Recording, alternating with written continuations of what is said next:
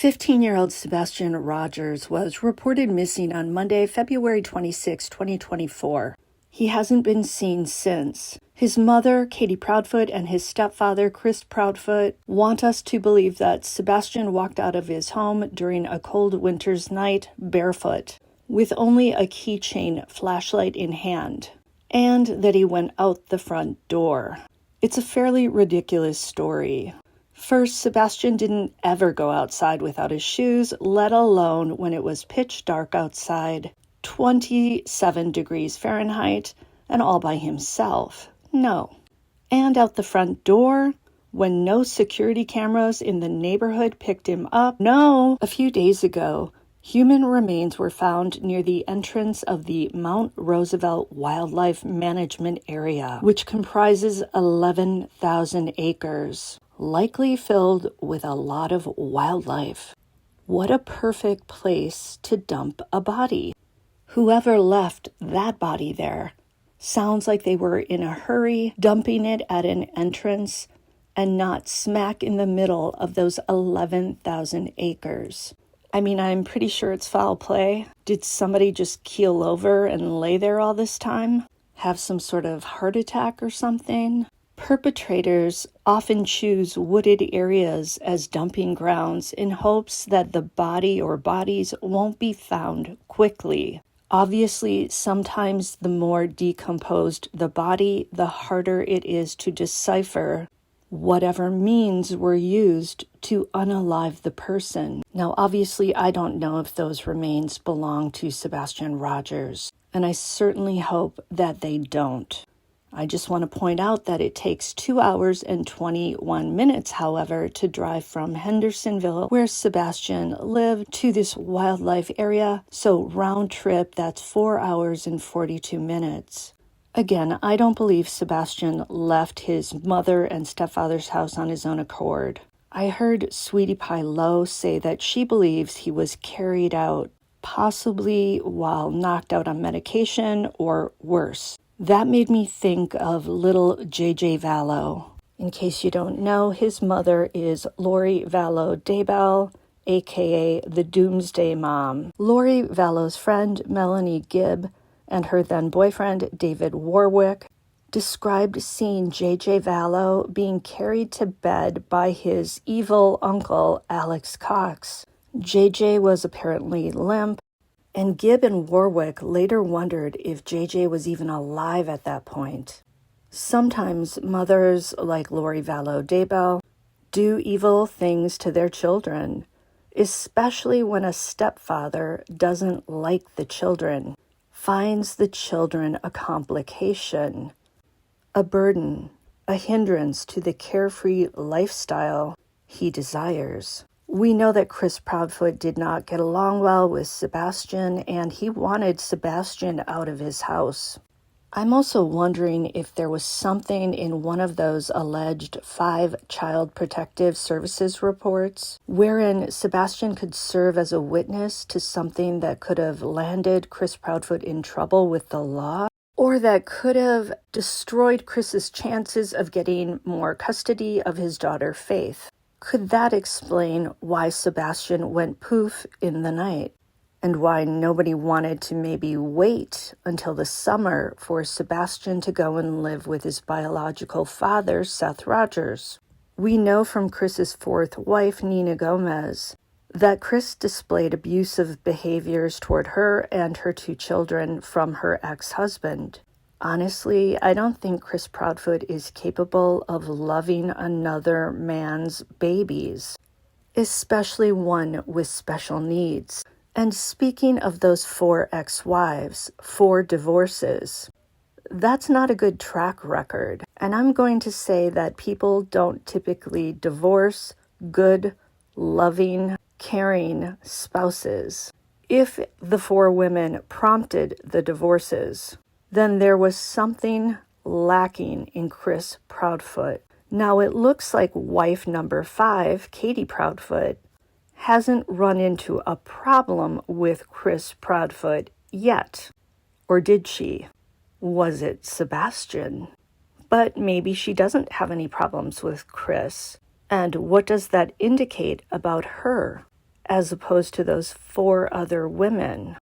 Could it mean that she's more like Chris Proudfoot when it comes to her character and her personality? Does she not mind him not loving her child?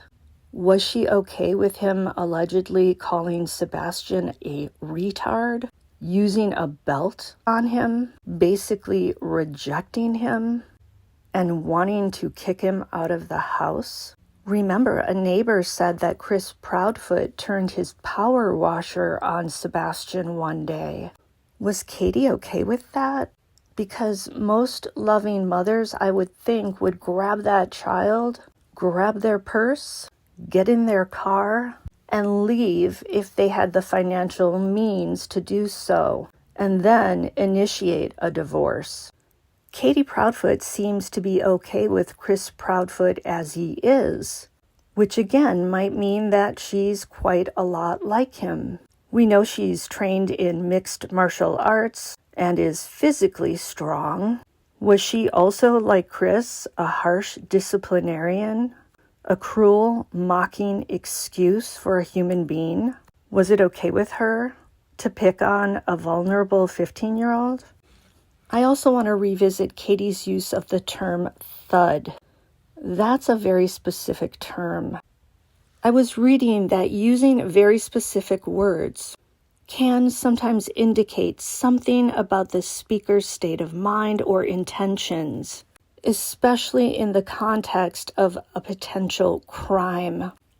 In psychology and forensic linguistics, this can be interpreted in several ways. 1, guilty knowledge or concealment. Using overly specific language could indicate knowledge that the person shouldn't have had unless they were involved in the crime. 2, such language could also be down to unconscious leakage. Sometimes people accidentally reveal information through word choice because they are unconsciously thinking about the crime.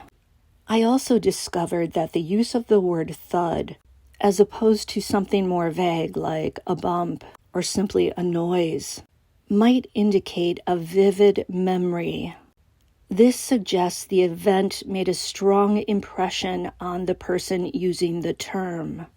Again, could Sebastian have suffered an accident in his room that night that resulted in him falling to the ground and making a thud upon impact? Or could it have been a deliberate injury done to Sebastian, causing him to hit the floor with a thud? Perhaps some object used for blunt force trauma, particularly to the skull. We know that Sebastian had a delicate area on his skull because of his chromosomal deletion syndrome. Think about JonBenet Ramsey. She sustained a serious skull fracture. Some have theorized that it could have been caused by a flashlight that was found on a table in the Ramsey's kitchen.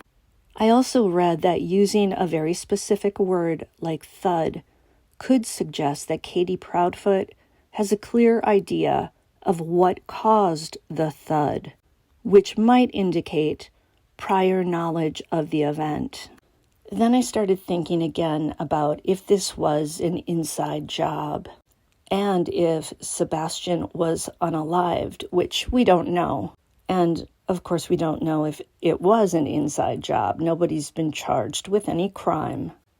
But if it was, could the perpetrator, or one of them, have justified it by thinking that Sebastian dying might be in his best interests, to save him from a life of not having a lot of friends, of social rejection, of having to maybe live with mom or dad for the rest of his life, of never being able to be fully independent. I'm not saying that I think Sebastian could have been unalived because somebody thought they were doing him a favor. I'm saying that he could have been unalived for other reasons, but the person might justify that act by convincing themselves that it was in his best interest, and that they are doing an altruistic act for him, saving him from a lonely life. Maybe that person is able to lie to themselves to make the act more palatable.